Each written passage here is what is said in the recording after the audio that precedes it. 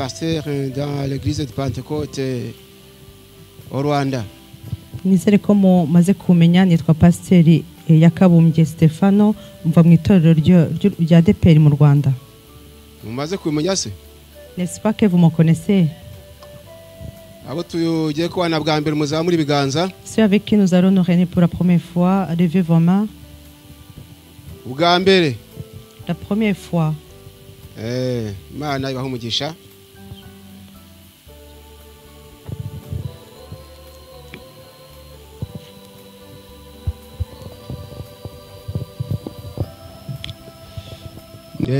Imana ishimwe cyane kubera ko yabanye natwe kuva ku wa gatatu kugeza umunsi wa none. Ndashima Imana ko yandindiye mu murimo wayo. Kandi nkuko nagiye mbabwira kuva nava mu Rwanda amezi 3 yenda gushira, ariko Imana yabanye nanjye. Haleluya. Natangira ivugabutumwa mu gihugu cy'Ubusuwisi. Nyuma njya mu gihugu cy'Ubufaransa. Ubundi njya muri Suède. Njya no muri Finland. Ubu rero ndi hano mu gihugu cy'Ububirigi. Ni naho nzarangiriza ivugabutumwa. Kandi ndashima Imana kuko yabanye nanjye. Imana ihabwa icyubahiro. Haleluya. Mfite umufasha nkagira n'abana 6. Kandi yaba umuryango wanjye n'itorero barangwe nzabasuhuze. N'ahandi nanyuze hose mbabwiye barangwe nzabatashye. Makire nashiza beneso. Haleluya. Turasoma ijambo ry'Imana tubona mu gitabo cya mbere cy'Ingoma. Nous allons lire la parole de Dieu que nous voyons en 1 Chronique. Igice cya 19 turasoma umurongo wa 13. Chapitre 19, nous allons lire le verset 13. Alléluia. Amen. Premier livre de Chronique, chapitre 19, verset 13. Ingoma ya mbere ibice 19 umurongo wa 13. Amen. Si vous êtes errant, nous allons lire au nom de Jésus. Il est écrit: sois ferme et montre du courage.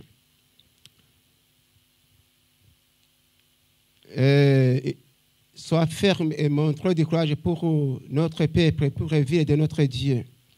Et que retenez face ce qui lui semblera bon. Mu Kinyarwanda dusomera ijambo ngo komera turwane kigabo kubw'ubwoko bwacu no kubw'imidugudu y'Imana yacu, kandi Uwiteka abigenze uko ashaka. Amen. Amen. Haleluya. Amen. Uyu munsi wa none mfite intego ivuga ngo turwanirire ivuga ngo turwanirire aho Imana ituye. Qui dit de combattre là où Dieu se trouve, où habite. Alléluia. Amen. Ni jambo dusomye ryatuwe ngo komera turwane kigabo kubw'ubwoko bwacu n'imidugudu y'Imana yacu, kandi Uwiteka abigenze uko ashaka. La parole que nous venons de lire dit: sois ferme et montre du courage pour notre peuple et pour les villes de notre Dieu, et que l'Éternel fasse ce qui lui semble bon. Amen. Amen. Haleluya. Amen. Mbere yuko nkomeza n'ubusobanuro bw'iri jambo, avant de continuer à expliquer cette parole, babandi tugiye kubana bwa mbere, pour ceux avec qui nous allons nous réunir la première fois, ndaye mbabwire ijambo rito. Je vais vous partager une petite parole. Nkuko nagiye mbwira n'abandi, comme j'en ai déjà partagé avec les autres. Twahamagawe n'Imana imwe. Nous avons été appelés par un seul Dieu. Ariko imihamagaro yacu yo iratandukanye. Mais nos notre appel est différent. kandi kubera ko imihamagaro itandukanye Comme les appels diffèrent no gukora kwacu et kuratandukanye. notre manière de fonctionner diffère. Ku ruhande rwanjye De mon côté, nagiriwe ubuntu ndi muto, j'ai eu la grâce de Dieu quand j'étais encore natangiye très kumva petit. ijwi ry'Imana rimpamagara muri 68. J'ai entendu pour la première fois la voix de Dieu qui m'appelait en 68. Icyo gihe nari maze imyaka 7 mvutse, J'avais 7 ans.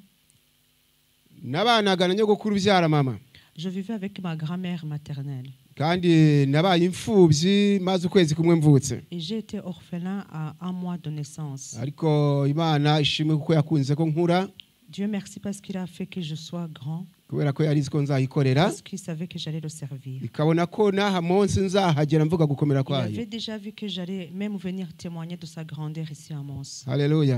Amen.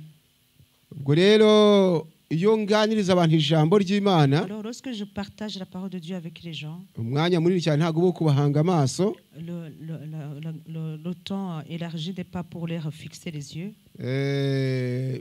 kandi isoko ntareba, Ce n'est pas parce que je ne vois pas, ahubwo ni ya mihamagaro mbabwiye itandukanye. mais c'est à cause de ces appels-là dont je vous ai parlé. Iyo qui maze kumva diffèrent. ijambo ry'intego rije mu mutima, Lorsque je sens le thème venir dans mon cœur, ijambo ndarisoma, je lis la parole. nyuma yo kurisoma, Après l'avoir lu, muri njye hagasigaramo undi murimo wo gusenga Imana. à moi, il reste le travail de prier Dieu. Ngasenga Imana nyigisha inama. Je prie alors Dieu pour demander conseil. Ntese Mana kugira ngo abantu barusheho kumva neza iri jambo nongereho ngo iki. Je dis, Seigneur, pour que les gens puissent bien comprendre cette parole, qu'est-ce que je peux encore ajouter? Cyagiye ndi kugisha Uwiteka inama, Alors, quand je suis en train de demander conseil à Dieu, nibwo ushobora kumva mvuze ngo dusoma aha c'est à ce ntarambuye moment-là Bibiliya. que tu entendras que je dis, lisons tel passage sans ouvrir la Bible. Ni nabwo ushobora kubona mbombetse amaso nyine. Et c'est comme cela que tu me verras fermer mes Ubwo yeux. rero ntibigutangaze ku Mana byose birashoboka. Ne sois pas étonné, tout est possible à Dieu. Gusa ni Imana yabyishakiye, C'est Dieu qui l'a voulu ainsi.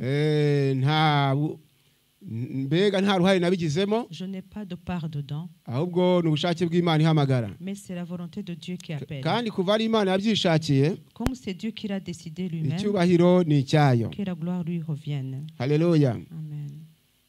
Ndakomeje rero n'intego mfite uyu munsi wa none. Je continue alors avec le thème que je vous ai annoncé, Ivuga ngo turwanirire aho Imana ituye. qui dit combattons là où se trouve Dieu. Mbese Imana ituye he? Mais où se trouve Dieu? Gusa ndagira ngo mbabwire bakristo munteze amatwi. Je voudrais vous dire à vous les chrétiens qui m'écoutent, Iri jambo ni rirerire, cette parole est tellement longue, ariko bitewe n'umwanya dufite mais selon le temps que nous avons, turagerageza kuvuga muri make kugira ngo twumvikane nous cyangwa se allons twumve icyo Imana parler idushakaho. un peu pour pouvoir écouter ce que Dieu désire de nous. Aha ngaha dusomye mu gitabo cya mbere cy'ingoma, Là où nous venons de lire en 1 Chronique plutôt, ni ukuvuga ngo Abasiriya bari bateye Abisirayeli. ça veut dire que les Syriens avaient attaqué les Israélites. Bari bafite intego yo kwigarurira Abisirayeli. Ils avaient l'objectif de pouvoir prendre en captif les Israélites. Noneho umugaba w'ingabo witwaga Yoabu Alors le chef de l'armée qui s'appelait Joab, aza kubwira mugenzi we bari bafatanyije urugamba, il a dit à son collègue avec qui ils combattaient ensemble, aramubwira ati komera turwane kigabo kubw'ubwoko bwacu il lui a n'imidugudu dit, y'Imana yacu. sois ferme et montre du courage pour notre peuple. Haleluya. Amen. Mu gihe yavugaga atyo rero, Lorsqu'il disait cela, ni ukuvuga ngo Abasiriya bari bafite intego yo kwigarurira insengero z'itorero, wenda bakaba bazigira izo kunyweramo inzoga, gusambaniramo.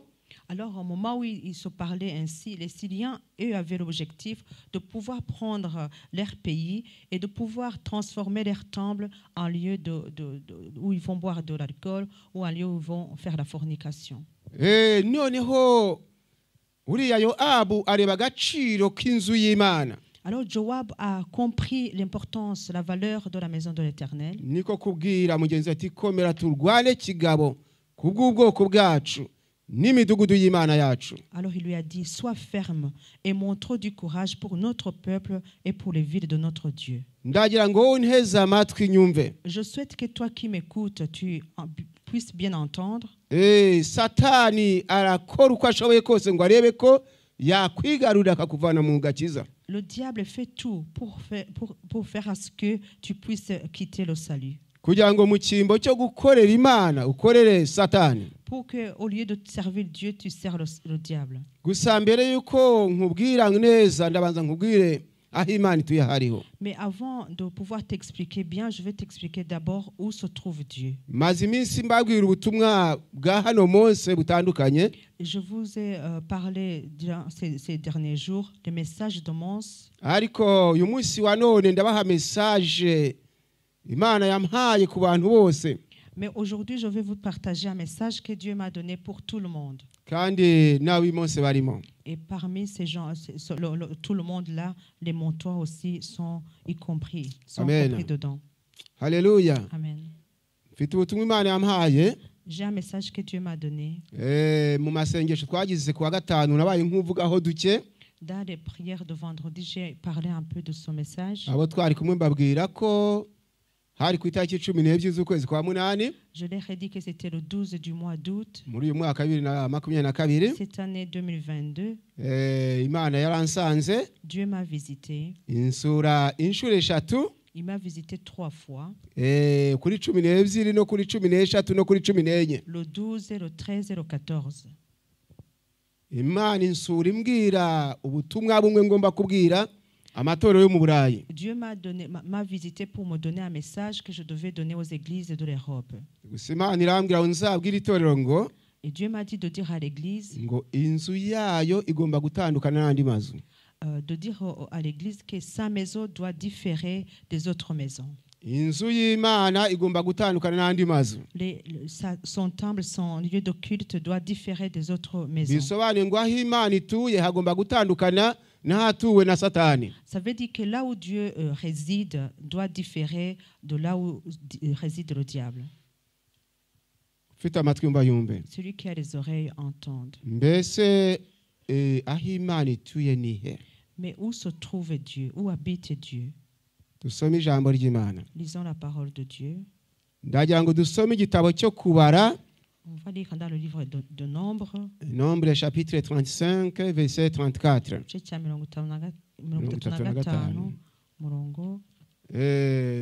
Livre du Nombre chapitre 35 verset 34.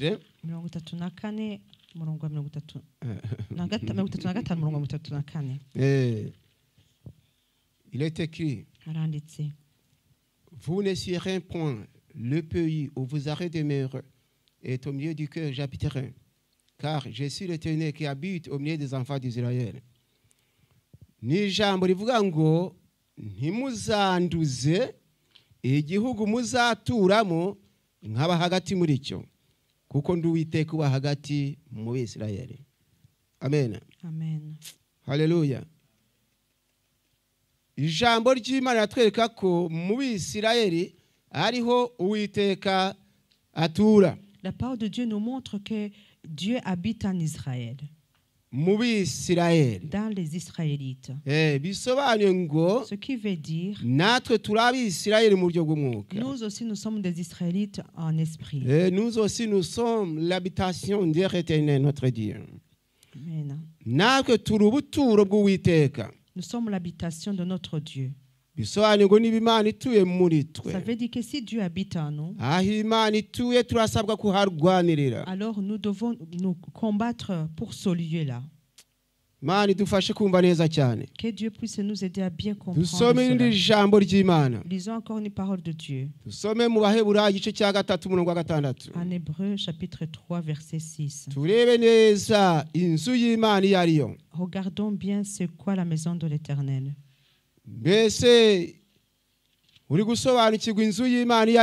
Est-ce que tu comprends bien ce que c'est la maison de l'Éternel? L'Éternel a dit aux Israélites cette parole que nous venons de lire.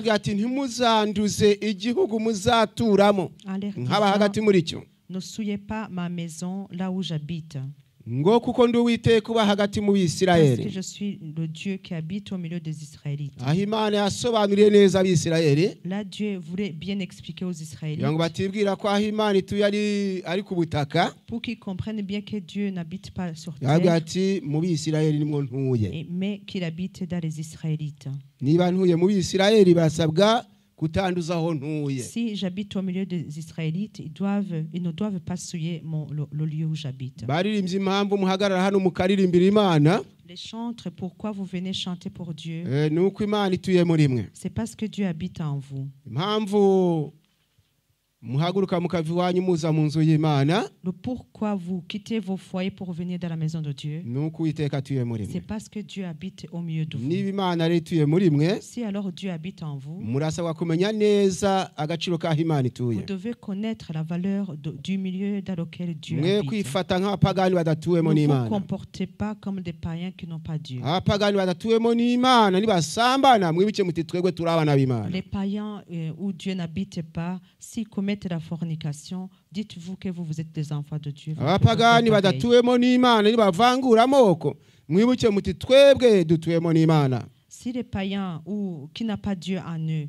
s'ils commencent à faire la ségrégation ethnique, vous dites non, nous ne ferons pas cela parce que Dieu habite en nous. Mujye mwibuka ko dutuwemo n'Imana yera. Rappelez-vous que Dieu habite en vous. Ituye muri twe niba yera, Si celui qui habite en nous est saint, natwe turasabwa kuba bera. nous devons nous aussi être saints. Dusomerera Abaheburayo igice cya gatatu Lisons alors Hébreux chapitre umurongo 3, wa gatandatu. verset 6. Hébreux chapitre 3 verset 6. Baheburayo gatatu umurongo wa gatandatu. La parole de Dieu dit: Ijambo ry'Imana riravuga, mais Christ l'est comme fils sur sa maison. Et sa maison, c'est nous. Pourvu que nous tenions jusqu'à la fin la ferme confiance et l'espérance dont nous nous glorifions. Si nous lisons dans notre langue Kinyarwanda, dusomye mu Kinyarwanda, ngo ariko Kristo akiranuka nk'umwana utwara inzu yayo, ngo iyo nzu yayo ni twe. Amen. Amen. Ngo iyo nzu yayo ni bande harya? Sa maison c'est qui? Ngo iyo nzu yayo ni twe. C'est nous. Ngo niba dukomeza rwose ubushizi bw'amanga n'ibyiringiro twiratana, ngo bikomere kugeza ku mperuka. Haleluya. Amen. Iyo nzu yayo ni nje nawe. Sa maison c'est nous et moi. Ndagira ngo usobanukiwe ko inzu atari ya yindi isanzwe tutuyemo. Sache que la maison dont je parle ici, c'est pas la maison dans laquelle on Uru habite. rusengero duteraniramo narwo rwitwa ihema ry'ibonaniro. Cette maison dans laquelle nous nous réunissons s'appelle aussi le lieu de rencontre. Ariko inzu y'Imana ni Mais nje la nawe. maison de Dieu, c'est toi et moi. Nuko umugaragu w'Imana wandikiye Abaheburayo Et c'est comme cela que le serviteur de Dieu qui a écrit aux Hébreux, arababwira ati ngo ariko Kristo ngo akiranuka nk'umwana utwara inzu yayo, leur a dit, mais Christ l'est comme fils sur sa maison, ati iyo nzu yayo ni twe. et sa maison, c'est nous. Birashoboka ko rero hari abantu batamenya agaciro k'inzu y'Imana. Il paraît peut-être qu'il y a des gens qui ne comprennent pas la valeur de la Ugasanga maison de Dieu. umugabo arifata uko yishakiye, Un homme se comporte comme il veut, umugore akifata uko ashaka, une femme se comporte comme il veut, yibagiye ko ari inzu y'Imana. et il oublie que c'est la maison de Dieu. Ugasanga umukobwa n'umusore Et un garçon, une jeune fille barifata uko babonye se comporte comme il le désire kubera ko batazi ko batuwemo n'Imana. parce qu'ils ne savent pas que Dieu habite en eux. Ariko soma urwandiko rwa kabiri Pawulo yandikiye Abakorinto, Mais lisez la parole de Dieu que Paul a écrit aux Corinthiens. urwandiko rwa kabiri Pawulo yandikiye Abakorinto 2 Corinthiens, igice cya gatandatu umurongo wa 16. chapitre 6, verset 16. Usome Lisez deuxième épître de Paul aux Corinthiens, chapitre 6 verset 16. Abakorinto ba kabiri igice cya gatandatu umurongo wa 16. Où nous lisons Gatandatu. car l'apport y a-t-il entre le temple de Dieu et les idoles? Car nous sommes le temple de Dieu vivant, comme Dieu l'a dit. J'habiterai et je marcherai au milieu d'eux. Je serai leur Dieu et ils seront mon peuple. Amen. Amen. Iri jambo dusoma mu Kinyarwanda ngo Paroke nous en Kinyarwanda. urusengero rw'Imana rwahuza rute n'ibishushanyo bisengwa, ko turi urusengero rw'Imana ihoraho. nk'uko imana yabivuze iti nzatura muri bo ngendere muri bo nzaba imana yabo nibo bazaba ubwoko bwanjye. Amen. Amen. Haleluya. Amen.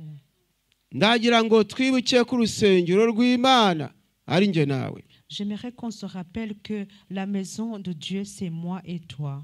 nongere mbabwire ko Imana yansabye kubwira itoro ngo inzu y'Imana igomba gutandukana n'andi mazu.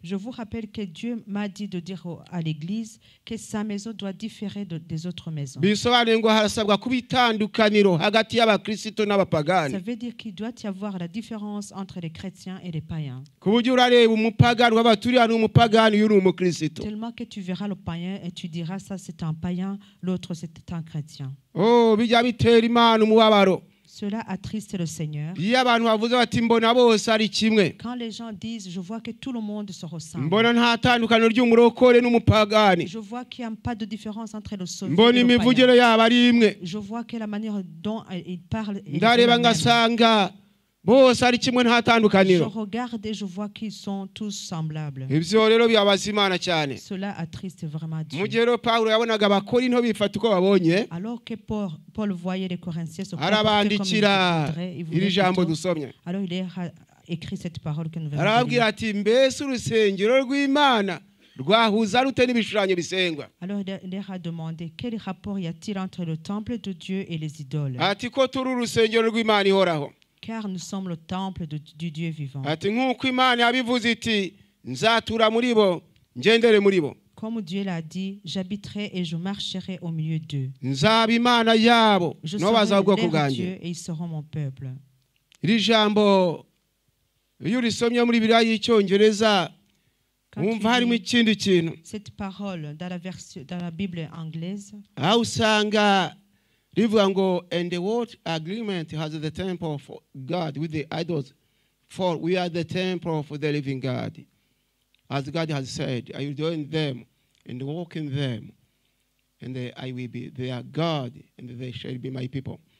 ugasanga mu Cyongereza bavuga ngo what agreement has the temple of the living God, ngo mbese ni ubuhe bumwe urusengero rw'Imana rufitanye n'ibishushanyo bisengwa. en anglais, la parole dit quelle est l'unité que l'Église de Dieu a avec les idoles? ni ubuhe bumwe urusengero rw'Imana rufitanye n'ibishushanyo bisengwa. Quelle unité ou communion que l'Église de Dieu a ngo ko avec turi les idoles? urusengero rw'Imana ihoraho. Alors que nous sommes le temple du Dieu vivant. nk'uko Imana yabivuze iti Comme Dieu l'a dit, nzatura muri bo j'habiterai, ngendere muri je bo marcherai au milieu d'eux. nzaba Imana yabo no bazaba ubwoko bwanjye. Leur Dieu, ils seront mon peuple. ndagira ngo nsubire kuri ya message nahawe. J'aimerais revenir sur le message qui m'a été donné. Imana yarambwiye nzabwira abakristo basenga Imana Dieu m'a dit de dire aux chrétiens qui prient, ngo mbere yuko basenga Imana avant de prier, ngo bazabanze batekereze ku ijambo riri muri Yohana igice cya 9, qui pensent d'abord à la parole qui est en Jean chapitre 9. ngo batekereze kuri Yohana igice cya 9 umurongo wa 31. Jean chapitre Jean chapitre 9 verset 31. verset 30. Cette parole de Dieu dit, Ijambo riravuga, nous savons que Dieu n'exauce point les pécheurs, mais si quelqu'un l'honore et fait sa volonté, et c'est celui-là qui l'exauce. Nuko iri jambo rivuga ngo tuzi yuko Imana itumva abanyabyaha, ngo ariko uyubaha agakora ibyo ishaka uwo niwe yumva. Amen. Haleluya. Amen. turasabwa kumenya ko Imana itumva baki. Nous devons savoir que Dieu n'exauce point. Imana ntiyumva baki. Dieu n'exauce point qui? Imana ntiyumva abanyabyaha. Dieu n'exauce point les pécheurs. ngo ariko uyubaha agakora ibyo ishaka uwo niwe yumva. Mais si quelqu'un l'honore et fait sa volonté, c'est celui-là qui l'exauce. niba ushaka kumvwa n'Imana, Si tu as envie que Dieu t'entende, birasaba ko ukora iby'Imana ishaka. il est nécessaire que tu fasses la volonté de Dieu. wikora ibishakwa n'umubiri wawe, kora ibishakwa n'Imana. Ne fais pas ce qui est recherché par ta chair, mais cherche la volonté de Dieu. wikora iby'umubiri wawe urarikira, kora iby'Imana ishaka. Ne fais pas ce que convoite ta chair, mais fais la volonté de Dieu. maze muri iryo yerekwa ndabwirwa ngo Mais dans cette vision-là, j'ai alors ngo vu nzabwira itorero ngo bazasome Abatesalonike Dieu m'a dit de dire à l'église de ngo lire en abakeneye kumenya ibyo Imana Thessaloniciens, ishaka ceux qui veulent connaître la volonté de Dieu, bazasome urwandiko rwa mbere Pawulo yandikiye Abatesalonike, qui lisent la parole de Dieu que Paul a écrit aux Thessaloniciens. urwandiko rwa mbere rw'Abatesalonike igice cya 4 umurongo wa 3 La kugeza kwa première 5. épître de 1 Thessaloniciens, chapitre Première épître de Paul aux Thessaloniciens, chapitre 4, versets 3 à 5. ibice bine umurongo wa Nous lisons. kwa gatanu, reka dusome. Ce que Dieu veut, et c'est votre sanctification. C'est que vous vous absteniez de l'impudicité. C'est que chacun de vous sache posséder son corps dans la sainteté et l'honnêteté, sans vous livrer à une convoitise passionnée, comme font les païens qui ne connaissent pas Dieu. Nuko iri jambo ritubwira ngo iki Imana ishaka ni iki, nukwezwa kwanyu no kwirinda gusambana. Ku murongo wa 4 ngo umuntu wese muri mwe amenye gutegeka umubiri we, wezwe ufite icyubahiro, mudatwarwa n'irari ryo kurigira nk'abapagani batazi Imana. Imana idufashe cyane. Que Dieu puisse nous aider. Kwa 5 iri jambo narivuzeho gatoya, J'ai parlé un peu sur cette parole dans la prière de vendredi. maze bigeze hafi saa 6 z'ijoro, Alors vers minuit, ubwo twari tugiye gutangira umunsi wo kwa 6, nous allions commencer le jour de samedi. nari nicaye ahangaha mu ntebe imbere, J'étais assis ici dans les premiers rangs. umwuka w'Imana arongera aransura Le Saint-Esprit m'a encore visité. ati message yo gutegeka umubiri uyivuge ufite imbaraga. Et Dieu m'a dit de dire encore avec insistance le message qui concerne le fait de bien diriger son corps. ngo ubivuge cyane, Que tu y insistes. ngo abenshi imibiri irabategeka, Plusieurs sont dirigés par leur corps. kugeza ubwo Imana imbwiye ngo hari abameze ngo nk'itungo ryarinze, Tellement que Dieu m'a parlé que y en a qui sont comme l'animal qui est en chaleur. ngo ugasanga amarari arabategeka nk'abapagani batazi Imana nk'uko Ils turi sont kubwirwa nyine. tellement de convoitise comme les païens. ngo ubwire itorero abantu bige gutegeka imibiri yabo. Dis à l'église que les gens apprennent à diriger leur corps. Ntabwo nzi uko Imana ibona abanteze amatwi, Je ne sais pas comment Dieu voit les gens qui sont en train de ariko m'écouter umunsi maintenant. wa none Yesu ashaka ko Mais Jésus veut aujourd'hui abo que Yesu atuyemo, là où les gens dans lesquels Jésus habite, abatuwemo n'Imana, ceux qui ont Dieu dans leur vie, Imana ashaka ko biga gutegeka imibiri yabo, Dieu souhaite qu'ils apprennent à diriger leur corps. aho kugira ngo imibiri yayo bategeke, ubwira Imana ashaka ko Au lieu bayitegeka. d'être dirigés par leur corps, Dieu souhaite que les gens puissent plutôt diriger leur corps. Nuko Pawulo yandikira Abatesalonike, Alors Paul a écrit aux aravuga ati Thessaloniciens icyo Imana ishaka ni iki, en leur disant ce que ati Dieu veut, nukwezwa kwanyu c'est votre sanctification. no kwirinda gusambana. C'est que vous vous absteniez de l'impudicité. Maze yageze ku murongo wa 4, Alors au verset 4, aravuga ati umuntu wese muri mwe. en disant c'est que chacun Iri de vous, jambo ngo umuntu wese muri mwe cette parole qui dit chaque bisobanuye personne ngo au milieu umuntu de wese vous, muri twe nanjye ntasigaye, ça veut dire tout le monde, moi y compris, wese muri twe chaque personne au milieu ngo de arasabwa kumenya gutegeka umubiri nous we, doit savoir posséder son corps umubiri we ngo ukwezwa. pour que son corps soit dans la sainteté. Haleluya. Amen. ngo tudatwarwa n'irari, Sans être prise par la convoitise n'irari ryo passionnée, kurigira nk'abapagani batazi Imana, ni convoitise passionnée comme les païens, nk'abapagani batazi Imana. comme les païens qui ne connaissent pas Dieu. Cyampa rero buri wese akamenya agaciro k'Imana, Je k'inzu Imana ituyemo. Que chacun puisse connaître la valeur de la maison dans laquelle Dieu habite. Yosefu ubwo yageraga mu Egiputa, Alors Joseph, lorsqu'il est arrivé en Égypte, nkurikire itorero ry'Imana, écoutez-moi, peuple de Dieu. Yosefu ageze mu Egiputa, Lorsque Joseph est arrivé en Égypte, yibutse ko nubwo ari mu Egiputa ko atuwemo il s'est n'Imana. rappelé que même s'il habite en Égypte, Dieu habite en lui. Ntiyareba ati nageze mu Egiputa aho abantu batazi agaciro k'Imana, nanjye ndasa n'abanyegiputa. Je suis arrivé en Égypte où les gens ne connaissent pas la valeur de Dieu, et moi aussi je vais ressembler aux Égyptiens. Aravuga ati nubwo ndi mu Egiputa ariko ntuwemo n'Imana. Il s'est dit alors, comme j'habite en Égypte, mais j'ai Dieu qui habite en moi. Icyampa iri jambo mwese mukarimenya. Je souhaiterais que chacun puisse comprendre cette parole. wowe uravuga uti ntacyo bitwaye n'abo turi kumwe nabo ni kimwe Toi, nanjye. tu dis, c'est pas grave, même les autres personnes sont comme moi. ariko reba neza ituye muri wowe n'ituye muri ba bandi uvuga. Mais regardez bien, est-ce que celui qui habite en toi est le même qui habite dans ces gens-là? Yohana dont tu parles? yaranditse ngo Jean a écrit, ati bene data muri ab'Imana.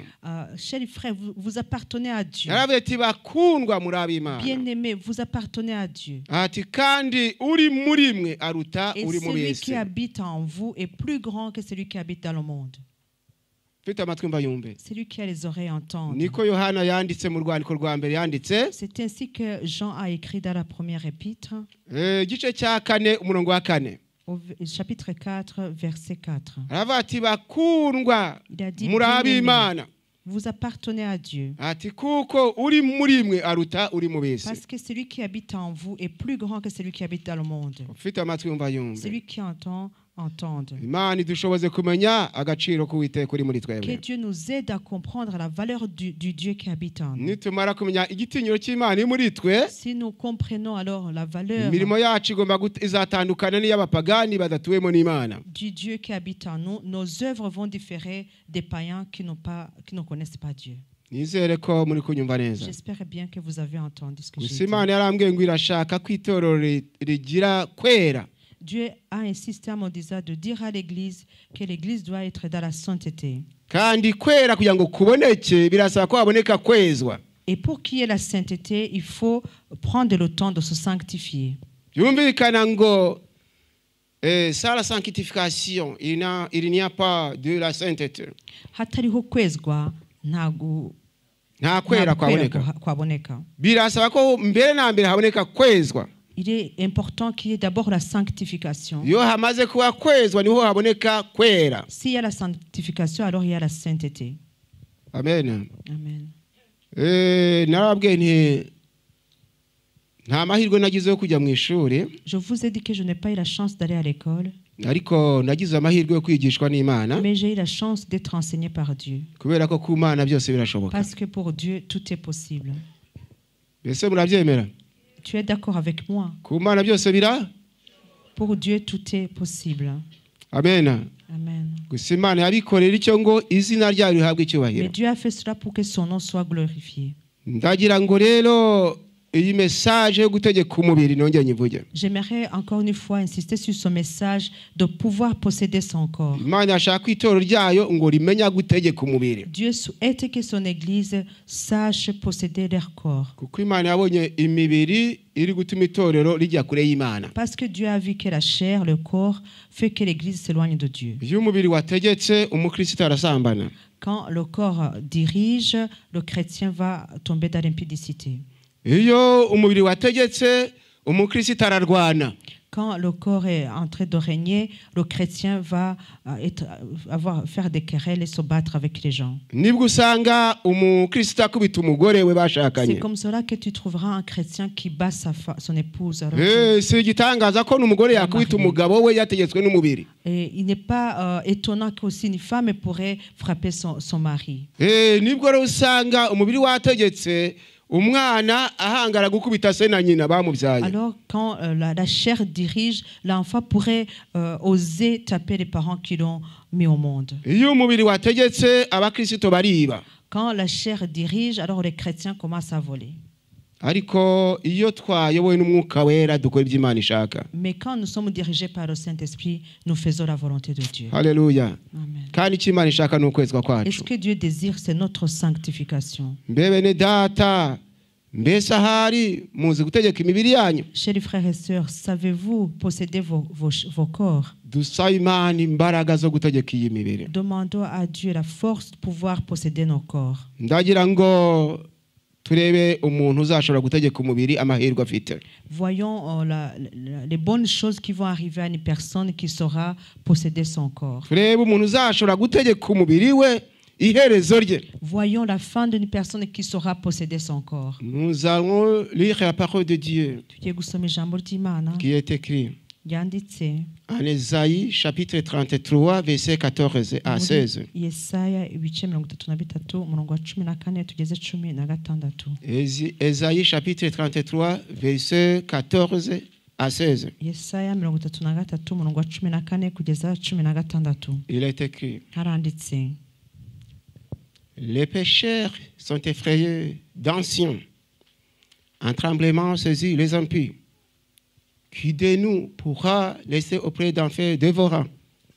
Qui de nous pourra le rester auprès des flammes éternelles? Au verset 15.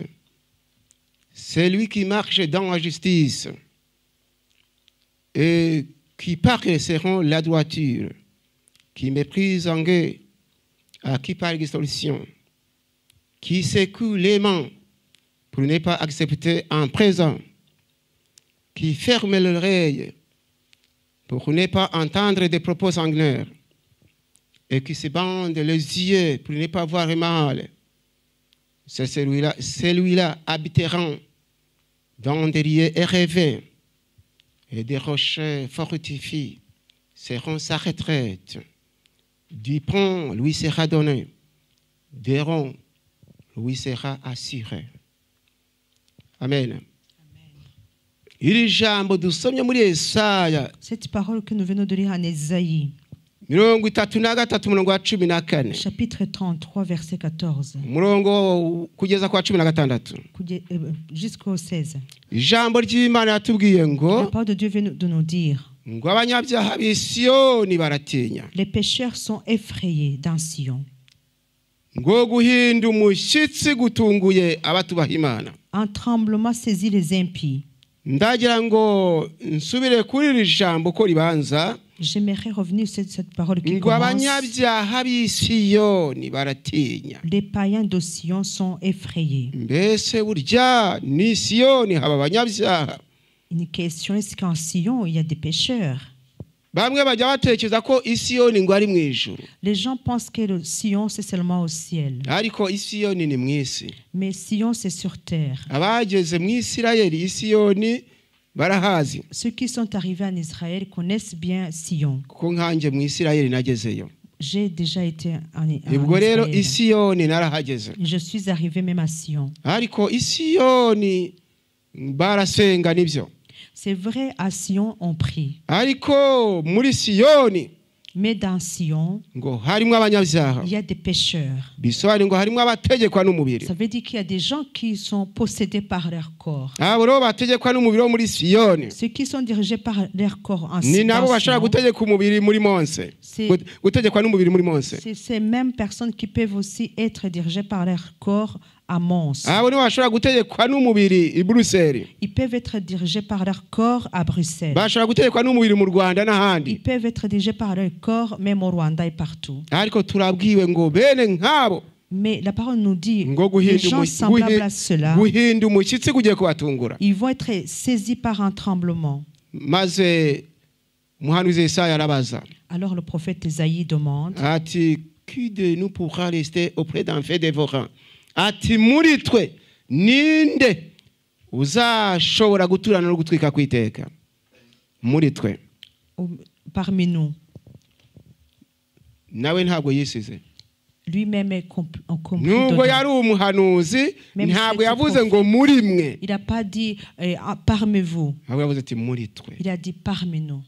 Ninde uzabasha guturana n'inkongi y'iteka ryose? C'est qui pourra rester auprès d'un feu dévorant? Ati kandi muri twe Et en nous, ninde uzashobora guturana no gutwika kwiteka? qui de nous pourra rester auprès de flammes éternelles? Ariko ageze ku murongo wa 15 Au verset 15, igisubizo kiraboneka. là il a la réponse. Aravuga ati ugendana gukiranuka Celui qui marche dans la justice akavuga ibitunganye. et qui parle selon la droiture, Amena. amen, Akagahinda miva mu gahato. qui méprise en guerre, qui par exhortation, Hanyuma ngo akagahinda miva mu gahato ubundi agashwishuriza impongano bamuha. qui secoue la main pour ne pas accepter un présent. ngo ubundi akipfuka mu matwi ngo atumve inama kuvusha amaraso. C'est lui qui ferme l'oreille pour ne pas entendre les propos sanguinaires. Ubwo bisobanuye ngo ari gutegeka umubiri. Ça veut dire qu'il est en train de posséder son corps. Amen. Amen. Ngo ari gutegeka iki? Qu'est-ce qu'il fait? Ari Il gutegeka umubiri. dirige son corps. Ngo agahumiriza amaso ngo atareba ibibi. C'est lui qui ferme ses yeux pour ne pas voir le mal. Uyu mukristo turi kugwana ku nzu y'Imana aho Imana ituye. C'est ce chrétien-là qui est en train de se battre pour le lieu dans lequel Dieu habite. Iyo indaya ihagaze hariya, Lorsqu'une prostituée se met debout là ikaba yambaye pasuri igaragaza intege, et qui porte un habit fendu qui montre le derrière de ses cuisses, ni ukuvuga ngo uyu mukristo we ngo amaso yarayahumiriza. alors ça veut dire que le chrétien, lui, va fermer ses yeux. Kuko yamenye ko Satani ashaka aho Imana ituye. Parce que le chrétien a compris que le diable cherchait le lieu dans lequel habitait Dieu. Uyu muntu kandi ngo yumvise abantu bari kuvuga amagambo y'ubupfu. Et quand cette personne entend les gens qui parlent des propos amagambo y'ubupfu des aganisha paroles abantu. insensées, Uyu muntu nawe amatwi ngo arayapfuka cette personne va fermer ses oreilles kuko azi ko nibigera mu mutima biranduza ubugingo bwe. parce qu'il sait bien que quand cela arrivera dans son cœur sera souillé. Uwiteka twiteho cyane. Que Dieu nous fasse du bien. Maze ageze kuri umurongo wa 16. Alors au verset 16, Atumeze atyo il a dit, celui-là ngo niwe uzatura aharengeye. habitera dans les lieux élevés. Yikingira igihome cyo ku rutare. Des rochers fortifiés seront sa retraite. Ngo azahabwa ibyo kurya bimutunga n'amazi yo kunywa ntazayabura. Du pain lui sera donné, de l'eau lui sera assurée. Haleluya. Amen. Munteze amatwi itorero. Vous m'entendez, Église? Imana ifashe itorero Que ryayo Dieu puisse aider son Église. twige gutegeka umubiri. Sachons posséder nos corps. Gusa ndagira ngo mbabwire ibyo Imana ibashakaho. Je souhaite vous dire ce que est la volonté de Dieu pour vous. Buri wese asaba Imana ati Imana ngusabye imbaraga zo gushyira mu bikorwa ibyo numvise. Chacun prie pour que Dieu lui donne la force de pouvoir mettre en pratique la volonté de Dieu. Haleluya. Amen.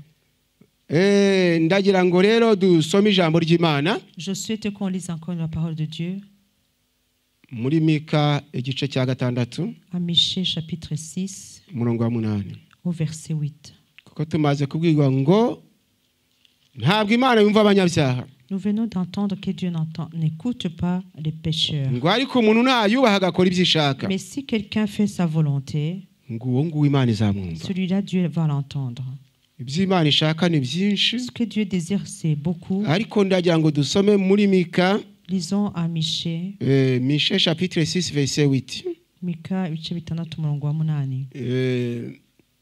Nous allons lire pour que nous sachions ce qui est la volonté de Dieu. Tugiye gusoma twumva ubushake bw'Imana.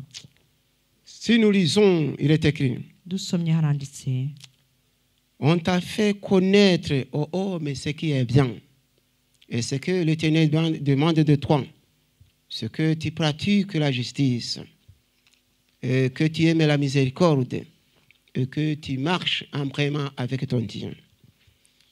Yewe mwana w'umuntu we, yakweretse icyiza icyo ari cyo. Icyo Uwiteka gushakaho ni iki? No gukora ibyo gukiranuka, no gukunda kubabarira, no kugendana n'Imana yawe wicisha bugufi. Amen. Amen. Haleluya. Amen. Ibyo rero ni iby'Imana ishaka. Voici la volonté de Dieu. Ubushake bw'Imana si idini.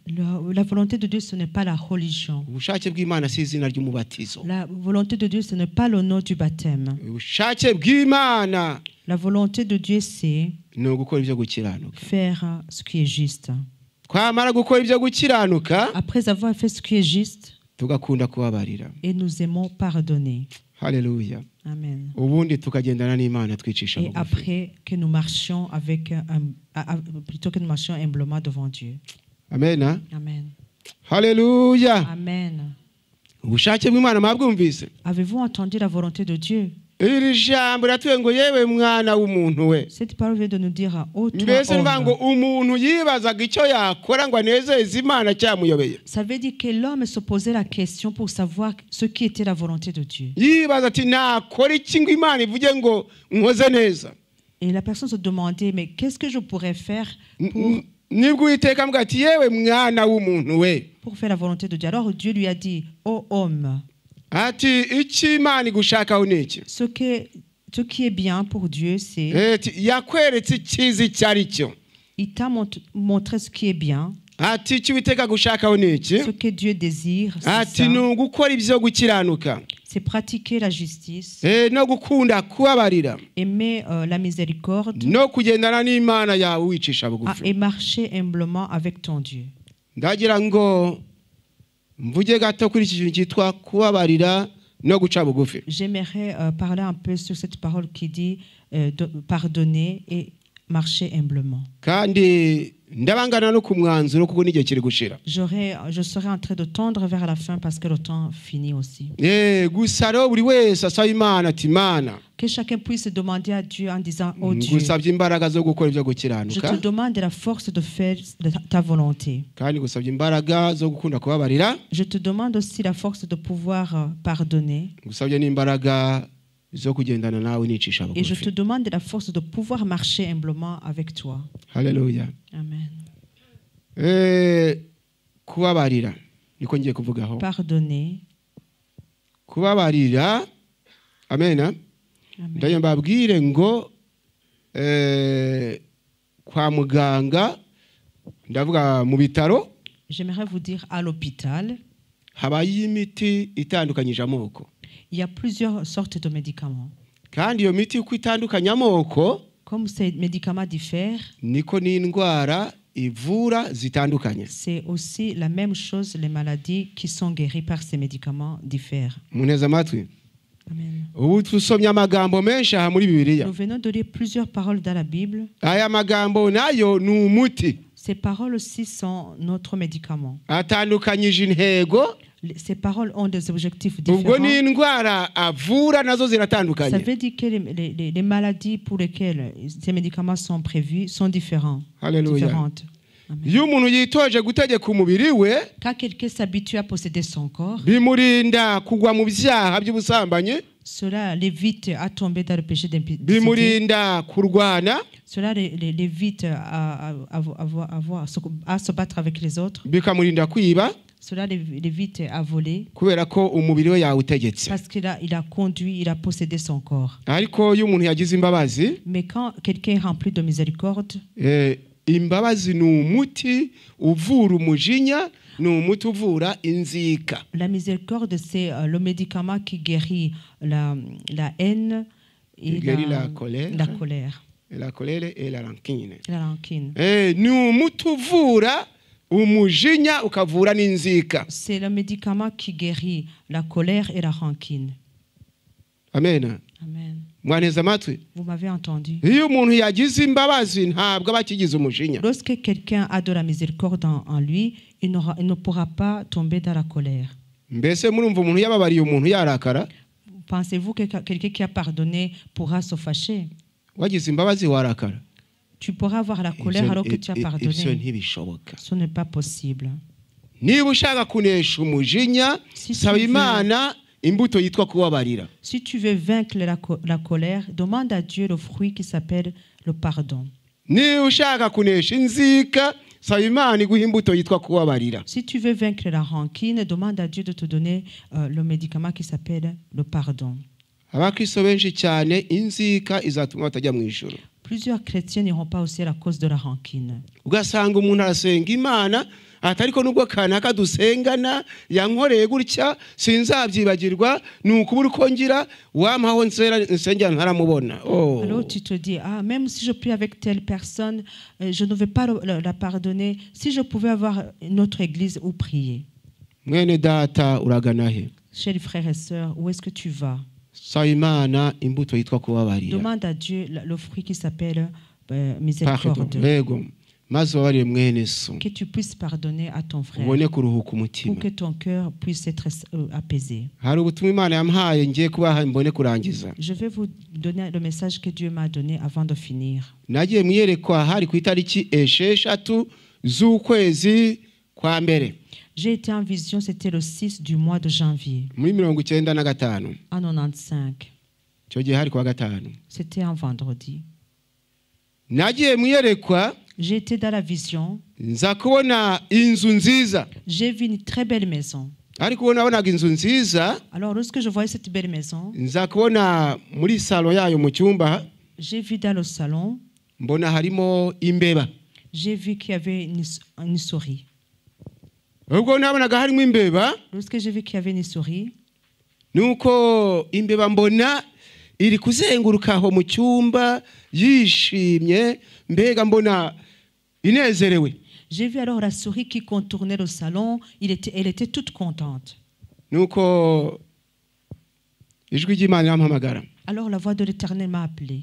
rirambwira riti iriya mbeba ureba ni ikizira kiri mu nzu yanjye.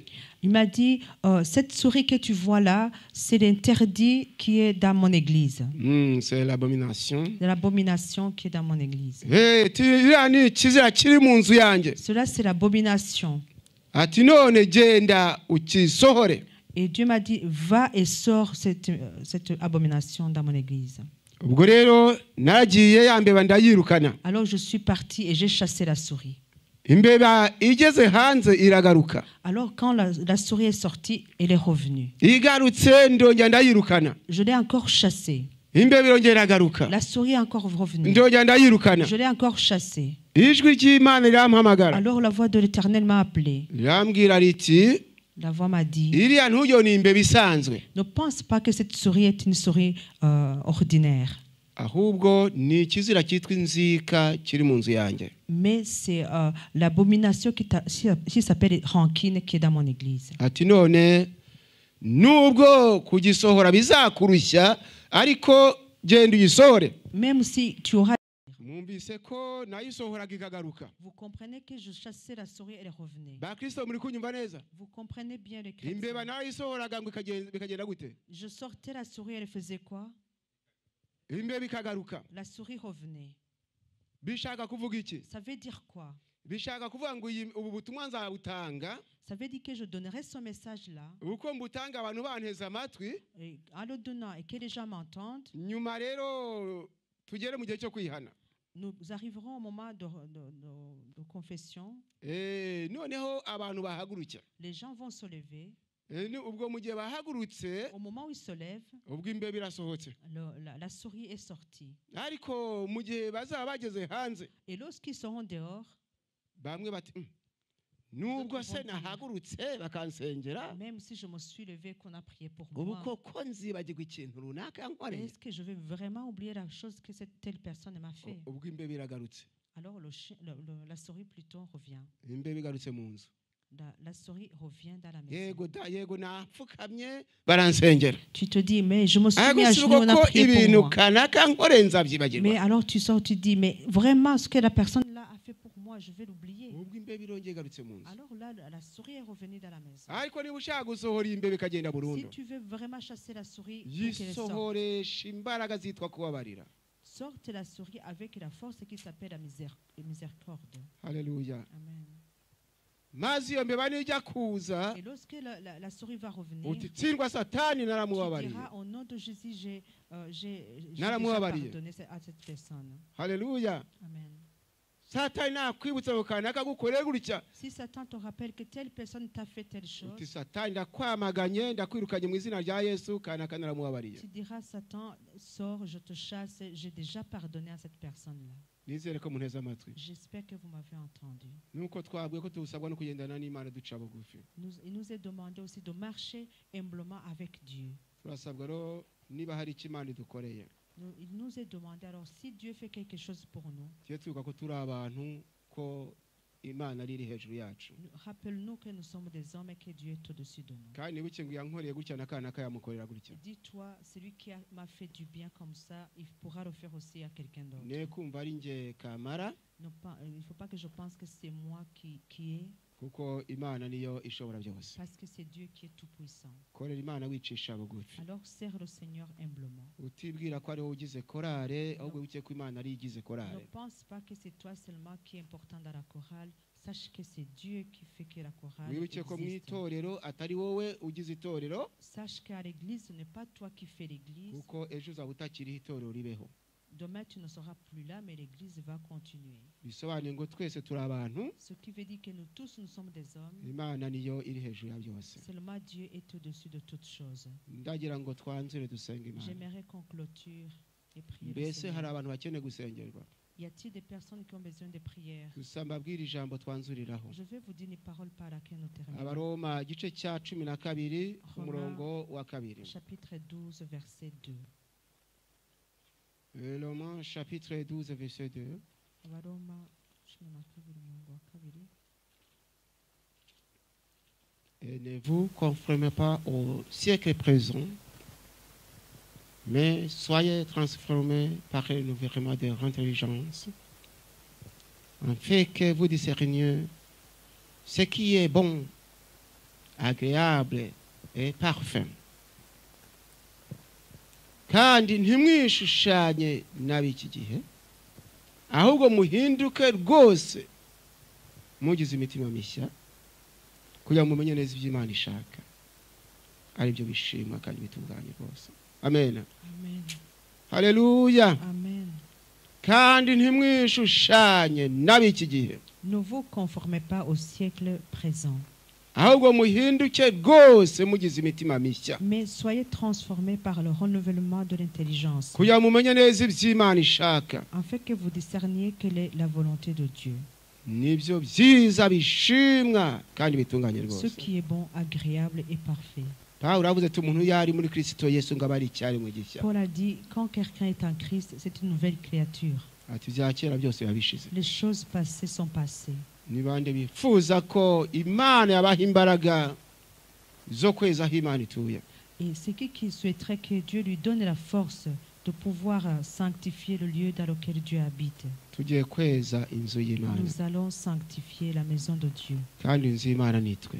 Et la maison de Dieu, c'est l'Église. Inzu y'Imana ni nje, inzu y'Imana ni wowe. La maison de Dieu, c'est toi. La maison de Dieu, c'est moi. Abifuza gusengerwa ngo inzu y'Imana irindwe. Ceux qui souhaitent que on prie pour eux pour que la maison de Dieu soit protégée. Abifuza imbaraga zo gutegeka imibiri yabo. Ceux qui souhaitent avoir la force de pouvoir posséder leur corps, Muhaguruke dusenga Imana. levez-vous, nous allons prier Dieu. Muhagaye mu myanya yanyu. Levez-vous là où vous êtes. Senga Imana igira icyo ikora ku bugingo bwacu. Nous allons prier pour que Dieu fasse quelque chose sur nos vies. Nizere ko wanyumvise we wagira ubuntu ukaza muri iteraniro. Que tu m'as entendu, toi qui as eu la grâce de venir dans cette assemblée. Bwira Yesu aguha imbaraga zo gutegeka umubiri wawe. Dis à Jésus de te donner la force de diriger ton corps. Saba Imana imbaraga zo kubabarira. Demande à Dieu de te donner la force de pardonner. Iyo nzika imaze igihe kinini cyane mu mutima wawe ivemo. Que cette rancune qui dure longtemps puisse quitter ton cœur. Wowe uza gusenga uti njyewe yo ndebye kanaka n'inyigisho bigishe ntizinkoraho kubera ko nibuka ibyo yankoreye. Toi qui te dis, moi quand je vois telle personne, même les enseignements qu'on a donnés, je les entends plus à cause d'elle. Iyo mbeba iri gukina mu mutima wawe izakubuza ijuru. Cette souris qui est en train de jouer dans ton cœur va t'empêcher d'aller au ciel. Saba Imana imbaraga zo kubabarira. Demande à Dieu la force de pouvoir pardonner. Kugira ngo inzu y'Uwiteka ibashe Pour que la kubigera. maison de l'Éternel soit sanctifiée. Tugiye gusenga Imana. Nous allons prier Dieu. Ndagira ngo dusabe mushumba Alona azasenga Imana. Nous demanderons à notre pasteur Aaron de venir prier pour eux. Kugira ngo Imana yeze itorero ryayo. Dieu sanctifie son église. Gusa nanjye ndasengera kugira ngo Imana itange imbaraga zo gutegeka umubiri. Et moi je prierai pour que Dieu donne la force de posséder son corps. Uwiteka abane namwe. Que Dieu soit avec vous. Amen. Uwiteka Imana ikomeye. Dieu notre Dieu puissant. Zukurikije ijambo ryawe. Akoze Imana ishobora Ijambo ryawe byose. ry'ukuri. Ta parole qui est vérité. Turagusabye ngo ubabarire umuntu Nous te wese uri demandons de hano. pardonner toute personne qui est ici. Umuntu utarashoboye kurinda neza aho Imana ituye. Cette personne qui n'a pas pu protéger là où Dieu habite. Aho Satani yamuriganyije. Là où le diable l'a akemerera umubiri we gukora ibyo ushaka. qui a poussé son corps à faire ce que le corps veut. Ntashobore kurinda. Celui qui n'a pas su protéger Mana son corps. umubabarire. Que tu puisses lui pardonner. Wagiye mu busambanyi. Celui qui a été dans la fornication, umubabarire. que tu lui pardonnes. Wagiye mu magambo. Celui qui a été dans umubabarire. les faux témoignages. Wagiye mu kugira inzika Celui qui a la rancune, umubabarire que tu lui pardonnes. wagiye kurwana Celui qui s'est battu avec les autres, umubabarire que tu lui Yego. pardonnes. mana ndakwinginze izina rya Yesu. Yesu mu rusengero rwawe Que ton Nukuri. église, aho umwuka atuye Izina là où rya Yesu. habite l'esprit, hezwe que ce lieu soit turakubura mu sanctifié. izina rya Izina Yesu rya Nous Yesu. balayons au nom de turakuramo Jésus. imyanda Nous yose enlevons Izina toutes rya les Yesu. saletés. satani isubirana Que ibyawe Satan retourne avec maze ses affaires. insengero z'umwuka wera Que l'église zezwe du Saint-Esprit umwuka soit wera sanctifiée. aturemo Que le Saint-Esprit uhereye habite ses none lieux. À partir de kugeza maintenant, iteka ryose urakoze urakoze éternellement. amen amen tugiye gusenga imana Nous abifuza allons prier encore Dieu. abifuza gutegeka imibiri yabo muzamura Ceux ibiganza qui souhaitent posséder leur corps, puissent imbaraga zo élever leurs gutegeka mains. umubiri La zamura force de ikiganza pouvoir diriger son corps. abantu bifuza kandi no kubabarira Les gens namwe qui mushyire souhaitent ibiganza aussi hejuru pardonner, dusenga imana nous allons prier Dieu.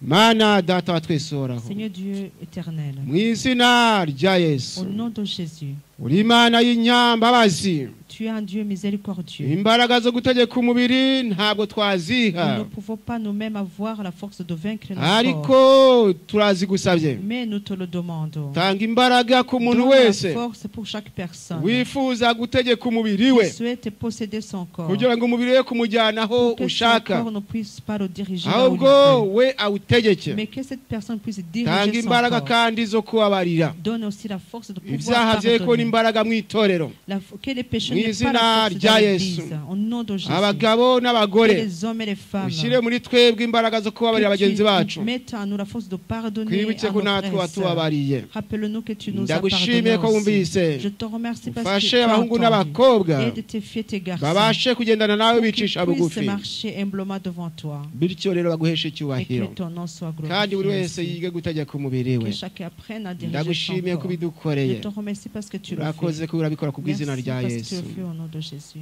amen Amen. murakoze cyane Merci. Merci pour ta parole. Lumière est donnée aux hommes qui nous fait connaître le cœur de Dieu. J'aime ta parole, Seigneur.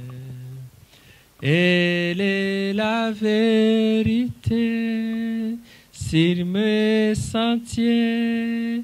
Par elle je vais me laisser guider et faire ta volonté sans murmurer en espérant dans ta bonté. Alléluia. On acclame pour la parole de Dieu. Alléluia. Alléluia. Turimo turarangiza. Nous arrivons à la fin. Turashimira Imana yaduhaye guterana kuri uyu munsi. Remercions le Seigneur qui nous a permis de nous réunir aujourd'hui. Turashimira abashyitsi batugendereye. Nous remercions les visiteurs qui nous ont visités. Reka tubahe intashyo Nous bazadusurize donnons les salutations. amatorero bavuyemo. Salut les églises dans lesquelles ils sont venus. Na pasiteri yakabumbye azadusurize aho azanyura. Pourra saluer abo ashobora les gens. kudusuhuriza Toutes les personnes pour lesquelles il pourra azabasuhuza saluer. abo yumva atasuhuza nta mwenda.